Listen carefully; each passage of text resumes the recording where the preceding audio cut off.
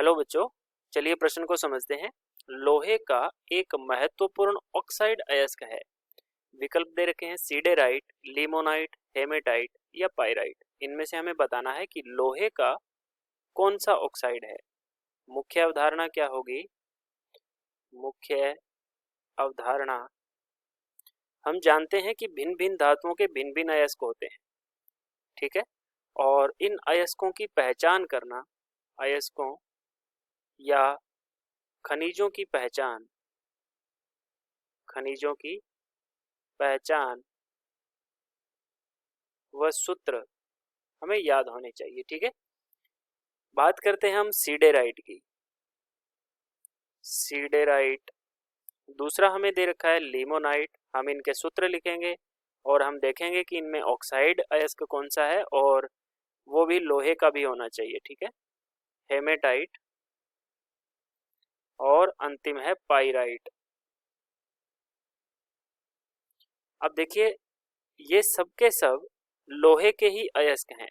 इनके हमें पहले सूत्र लिखने हैं और बाद में हमें पता लगेगा कि कौन सा ऑक्साइड अयस्क है या नहीं है, ठीक है। हमारे सामने पहला है सीडेराइट। सीडेराइट का सूत्र होता है FeCO3। FeCO3।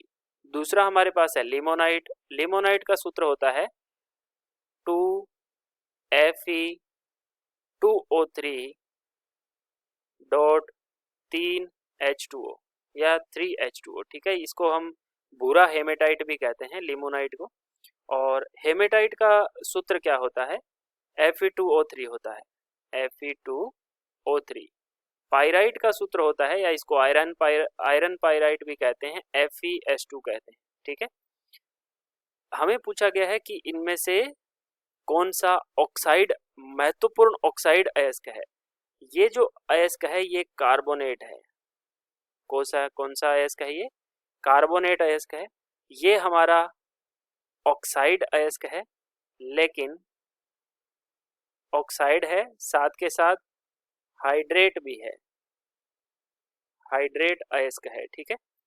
और Fe2O3 ये भी हमारा क्या है? ऑक्साइड अयस्क है। और FeS2 जो है ये हमारा सल्फाइड अयस्क है, सल्फाइड, ठीक है।